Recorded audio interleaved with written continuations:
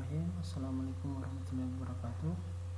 Jadi kita akan mulai kembali kuliah kita pasca pandemi, itu tentang stres. Sebelumnya saya memohon maaf atas segala keterbatasan dan kekurangan saya dalam memberikan materi, dan juga saya berharap Anda semua tidak dalam posisi malas untuk belajar, sehingga apa-apa yang menjadi tujuan Anda untuk kuliah bisa tercapai.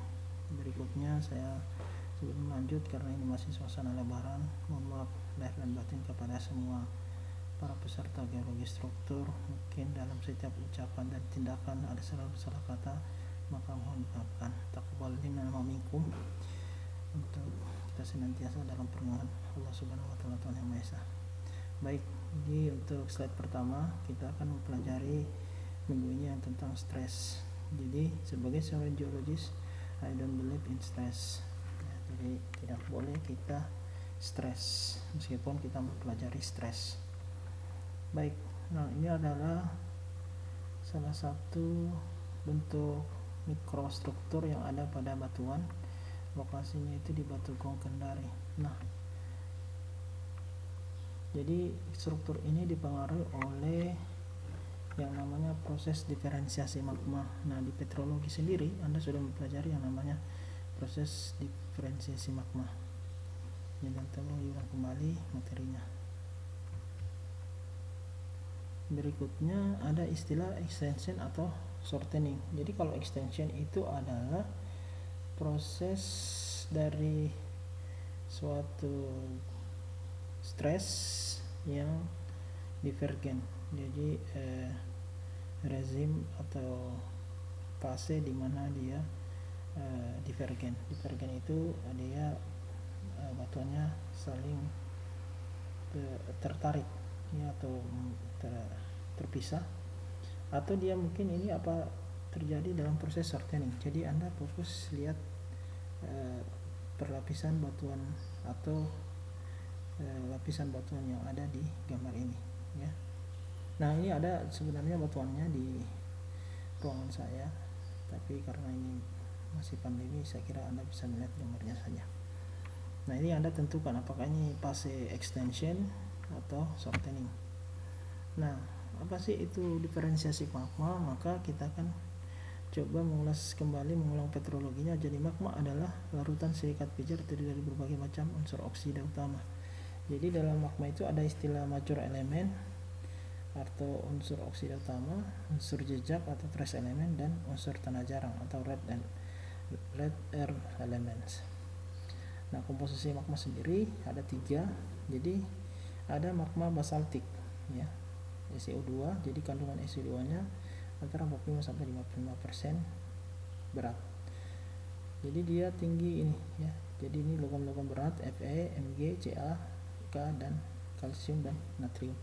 Kemudian ada andesit magma. Jadi 55 sampai 65% berat ya. Nah, ini intermediate dia. Jadi kandungannya di pertengahan. Kemudian ada rhyolitic magma, itu bisa juga sebagai asam ya, magma asam. Jadi antara 65 sampai 75%. Ini low in Fe, Mg, Ca. Nah, sedangkan temperaturnya, jadi magma basaltik itu sangat tinggi temperaturnya. Jadi 1000 sampai 1200. Andesitic magma 800 sampai 1000, dan rhyolitic magma 650 sampai 800. Apa itu diferensiasi magma? Jadi diferensiasi magma adalah semua proses yang menyebabkan magma berubah komposisinya. Mekanisme dari diferensiasi magma ada beberapa. Yang pertama, fraksionasi kristal, partial melting, deposit thermal, liquid immiscibility, magma mixing, dan asimilasi. Nah, ini saya kira di geologi dasar ataupun di petrologi mudah-mudahan Anda mendapatkan materi ini ya. Nah, berikutnya ini adalah fraksionasi kristal. Jadi kristal settling ada ya. Jadi proses pembukaan magma itu ada terdiri dari 2, bisa dalam bentuk ini kristal remove of contact with liquid. Jadi ketika kristal itu membeku, jadi magma atau cairan larutan magma yang duluan membeku, biasanya yang lebih berat akan di ke bawah, dan atau yang ringan akan ke atas. Saat ini low density sama high density. Atau juga ada dua proses pembukaan magma yang lain ya, contohnya misalkan ini, jadi dia mendingin dari luar, kemudian fase-fase berikutnya itu dia akan mendingin ke dalam. Nah ini ada dalam geologi namanya proses pendinginan atau lapisan mengulit bawah, periodal isi dari lapisan dari batuan ya. Kemudian ada filter pressing, apa itu? Jadi campuran kristal dan fluida magma akibat peningkatan atau compressional stress akan terjadi dengan kristal yang fluida. Atau flow segregation, magma melalui rekahan kecepatan tinggi di bagian tengah dibandingkan dengan bagian pinggir, ada friksi dengan batuan samping, maka akan terjadi pemisahan kristal di bagian tengah, bagian pipi akan lebih halus. Jadi ada suatu magma yang menerobos batuan di sekitarnya. Nah, ini bisa namanya flow segregation. Nah ini contoh juga tadi sama fraksionasi kristal, jadi pemisahan kristal dari cairannya. Kemudian gravitasi settling atau flotation play a significant role ya, jadi dia akan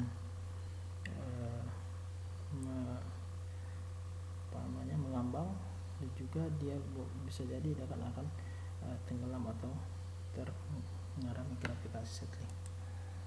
Ini percampuran magma antara magma satu dan magma yang lain, jadi magma itu akan bercampur.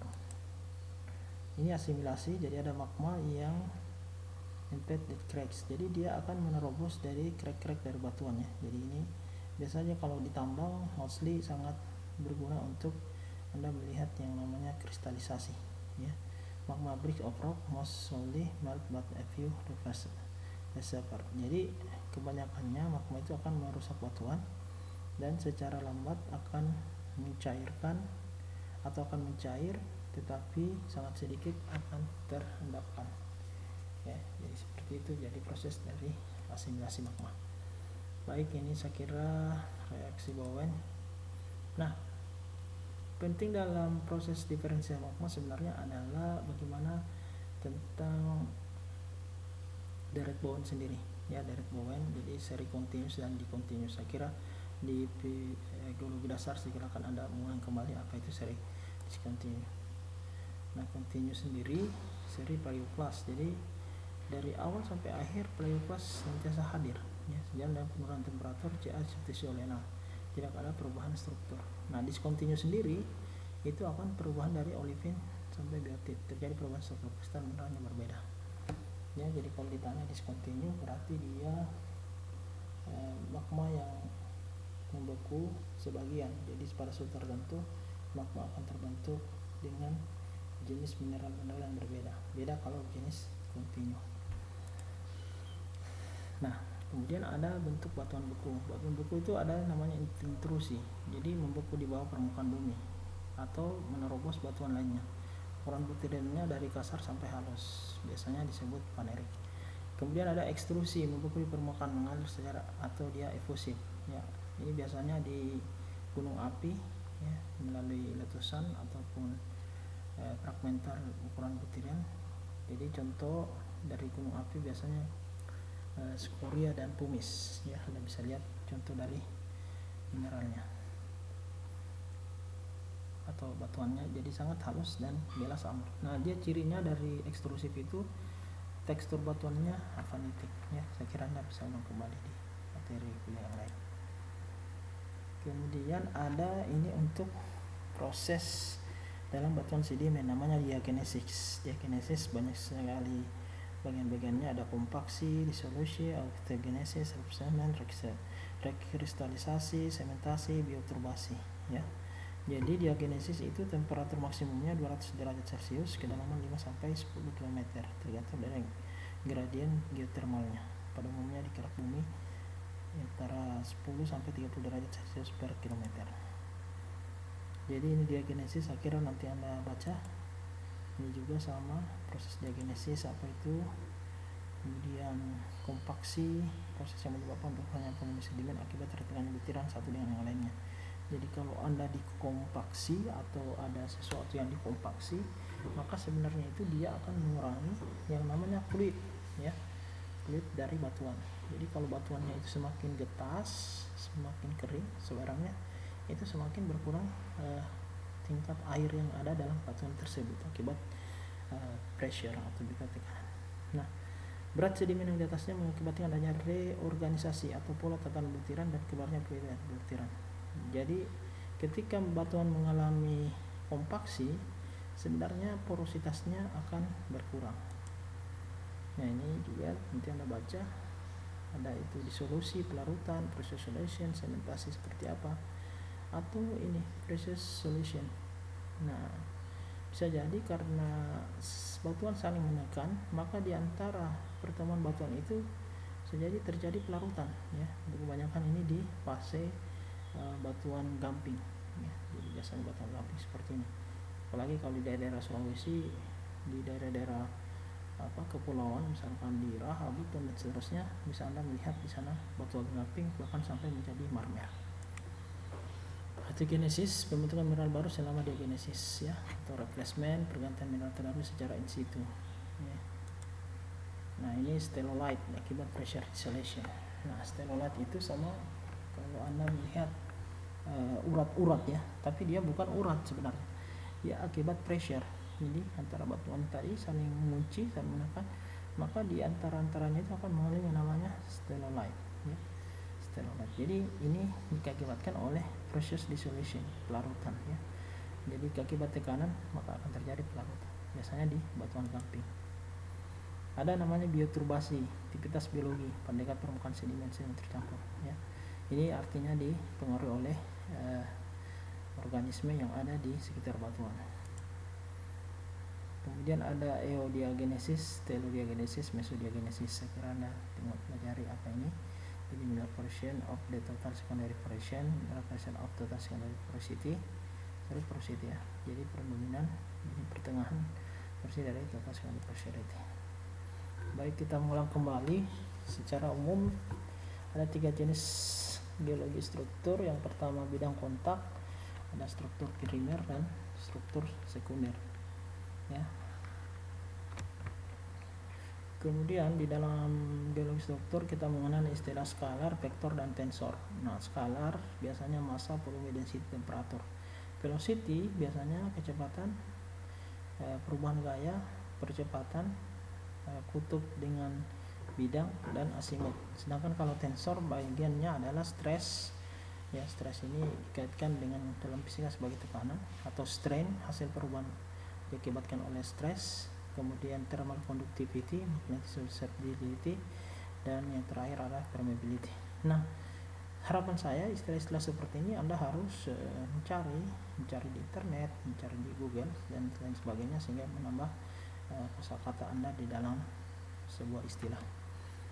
Kemudian jadi konsep dasarnya sebenarnya diawali dengan gaya. Jadi untuk membalas stres maka harus ada yang dinamakan gaya ya. Jadi force in any action which alters ya, tends to alter. Jadi kebanyakan gaya itu bekerja secara alters itu berubah ya, secara berubah atau mengarah kepada perubahan ya, perubahan. Jadi ketika ada aksi maka akan mengalami perubahan.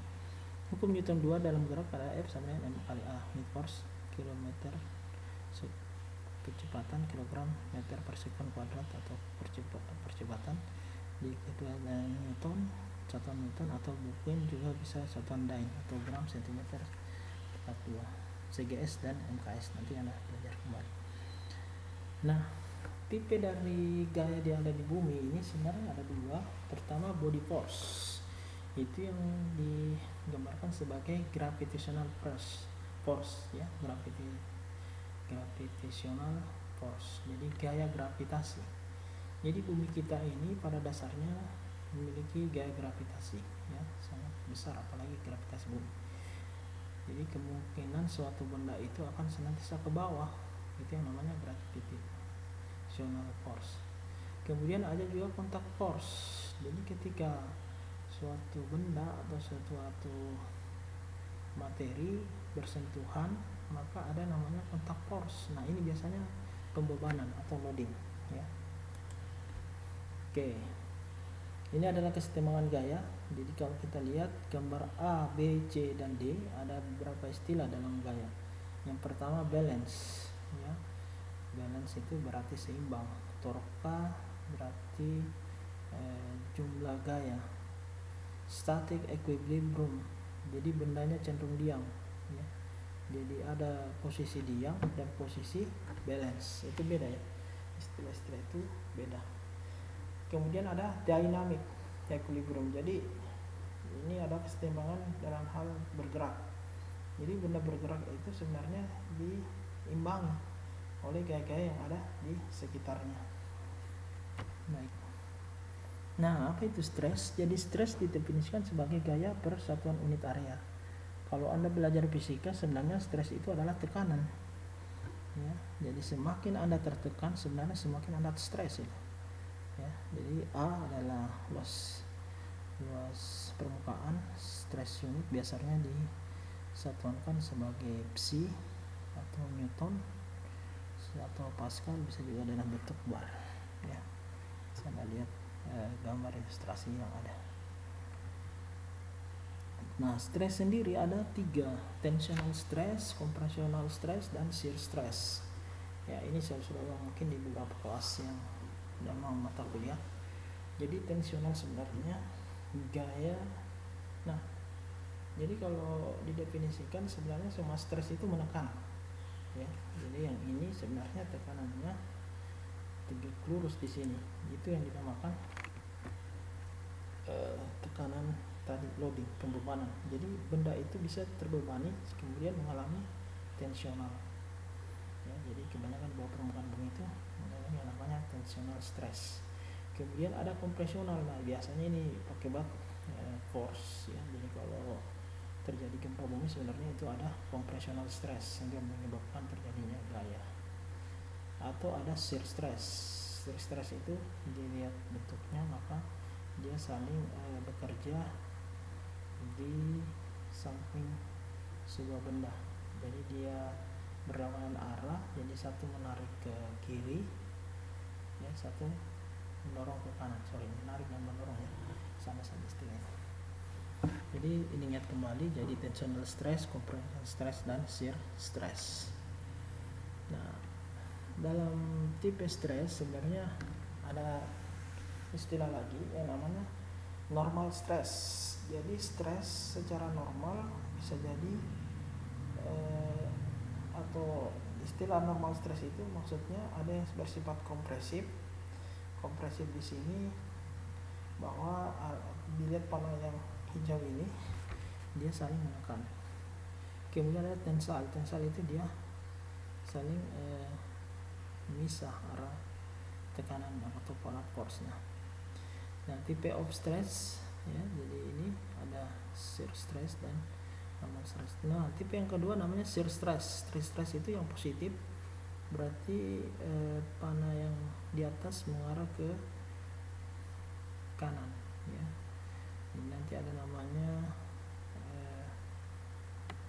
gaya menganan dan mengiri untuk shear stress. Jadi ada yang ke kiri dan ke kanan.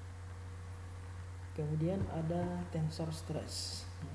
Jadi tensor stress itu maksudnya stres dinotasikan dalam bentuk matriks. Jadi tensor maksudnya itu berarah dua arah. Jadi kalau vektornya satu arah, biasanya kalau tensor dua arah. Nah, berikutnya prinsipal stress yang harus Anda ingat bahwa sigma 1 selalu lebih besar sama dengan sigma 2 lebih besar dari sigma 3. Jadi ini stres dan rangkaian atau tingkatan dari suatu tensor dari stres. Nah, ada istilahnya stres ellipsoid, ya, atau triaxial stress. Jadi berbentukan dari tadi tau 1, tau 2, dan tau 3, ya. Jadi kalau menyebutkan ini sebagai tau 1, tau 2, tau 3, ya. Triaxial stress maksudnya 3 jenis stres yang bekerja pada suatu elips. Berikutnya ini yang penting, nanti kalau Anda memprogram mata kuliah tentang mekanika batuan, biasanya Anda mempelajari diagram Moore. Jadi kalau struktur juga mempelajari, tapi kita hanya membahas bagaimana prinsip dari stres yang bekerja pada hukum atau Mohr diagram ini. Nah, Mohr diagram sendiri untuk sumbu X nya biasanya normal stres. Kalau sumbu Y nya berarti shear stress. Mohr diagram in graphical represent state of stress ya. Jadi kedudukan dari suatu stres digambarkan secara grafik, itu Mohr diagram.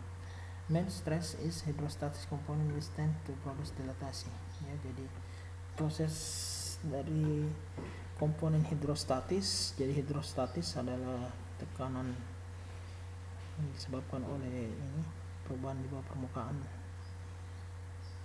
ya, permukaan air biasanya. Jadi diproduksi yang namanya dilatasi. Apa itu dilatasi? Saya kira di pertemuan sudah dijelaskan ya, silakan dibuka kembali. Kemudian ada diaptoric stress. Jadi dia non hidrostatis which tends to produce disertasi. Jadi dia akan memproduksi menghasilkan distorsi ya, distortion. Kemudian ada differential stress is greatest is potential of distorsi. Jadi jika ada yang lebih besar potensial dari suatu distorsi ya. Distorsi itu apa? Saya kira ada yang namanya perubahan bentuk dan perubahan volume ya. Bentuk dan volumenya saya kira nanti lihat apa itu dilatasi dan distorsi. Nah, ini gambar dari pengembaraan shear stress berdasarkan dari diagram Mohr sendiri. Nah, ada dua. Jadi kalau dia shear stress itu bisa berbentuk counterclockwise, maksudnya itu berlawanan arah jarum jam, dan ada yang searah dengan jarum jam. Jadi clockwise dan counterclockwise shear stress ya. Jadi cara Anda memandang shear stress itu ada dua, bisa dia berlawanan arah jarum jam maupun searah. Ini secara fisik hubungan antara stres antara dia physical diagram dan Mohr diagram. Nah, 2D diagram theory of association. Jadi secara umum normal stress merupakan hubungan antara tau 1 dan tau 3 ya, dibagi 2 ditambah dengan selisihnya dikali dengan cos 2 theta. Kemudian dari shear stress sendiri berarti antara selisih antara tau 1 dan tau 3. Ingat ya, tau 1 selalu besar dari tau 3 dibagi 2 sin 2 theta. Nah, ini Mohr diagram 2 image of the stress ya. Jadi sebaiknya Anda mengerjakan ini sebagai tugas untuk dikerjakan istilah-istilah ini. Saya kira Anda bisa mencari di internet, mencari di beberapa referensi, Anda tuliskan di bukunya, kemudian hasil Anda tulis tangan itu Anda foto dan kirimkan berdasarkan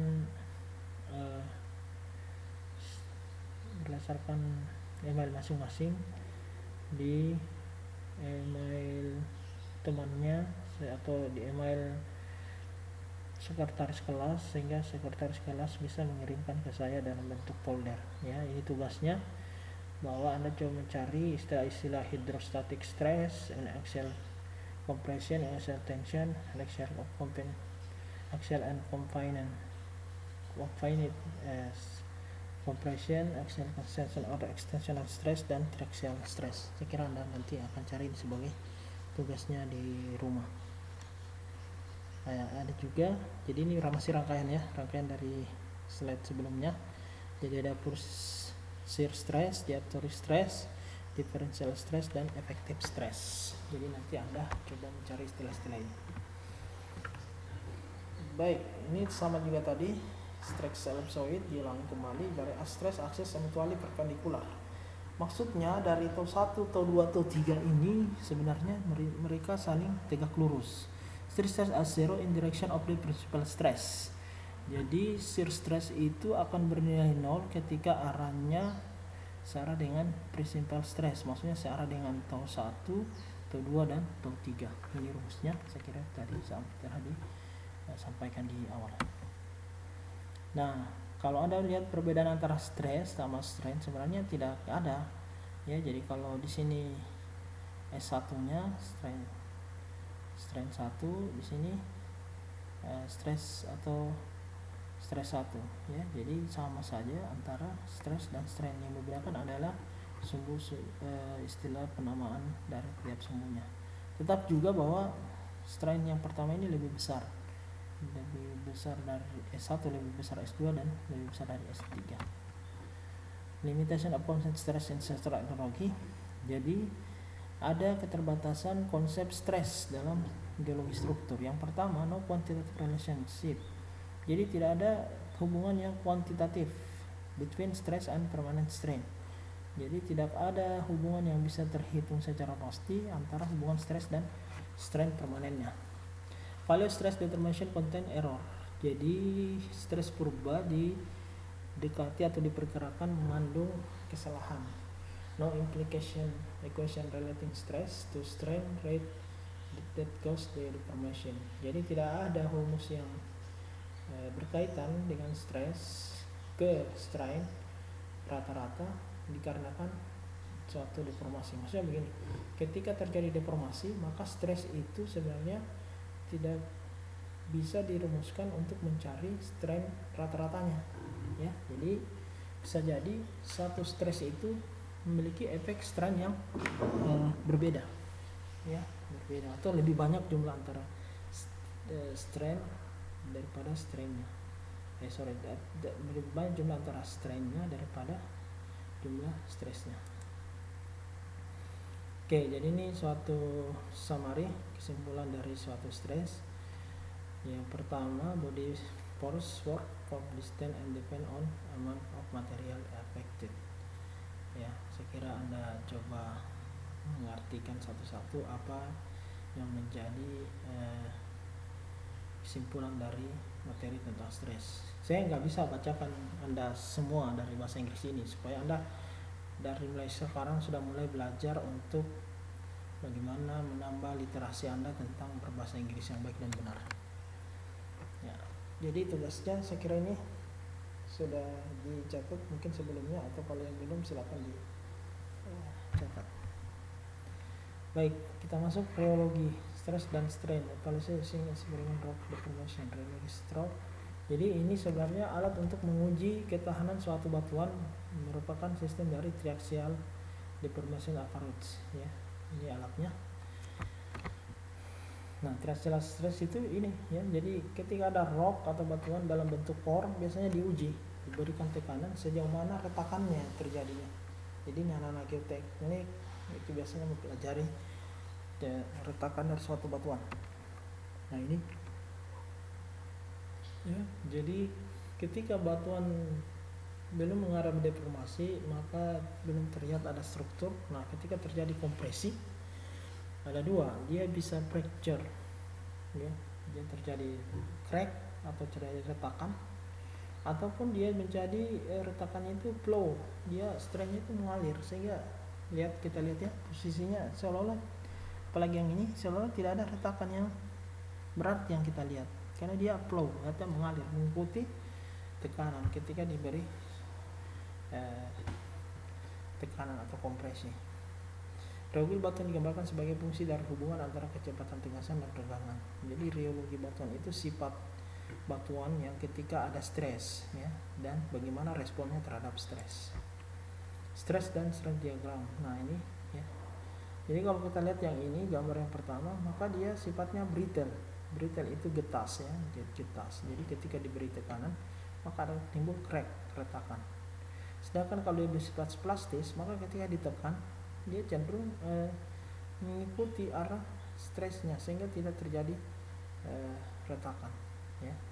Jadi ada idiom atau ada pengendalian, kalau kalian melawan maka kalian harus memiliki kekuatan supaya tidak hancur, tidak retak. Tetapi juga kalau kalian tidak melawan maka ya Anda akan mengikuti tekanan artinya akan Anda senantiasa diberi terus penekanan sama orang lain, karena Anda tidak memiliki sifat untuk melawan ya. Baik, ini contoh-contoh gambarnya apa itu elastik ya, sama tadi yang digambarkan ada strength, ada hardening, softening ya, secara kuat dan secara lemah.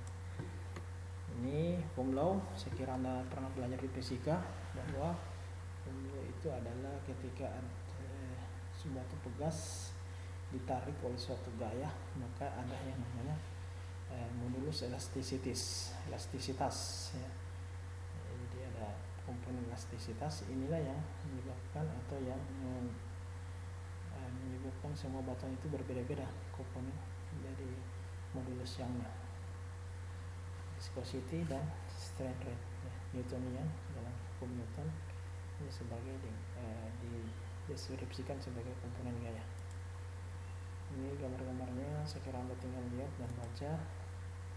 General ranking of rheology according to rate based on test temperature of confining pressure ya. Jadi yang terkuat sebenarnya batuannya itu kuarsit ya.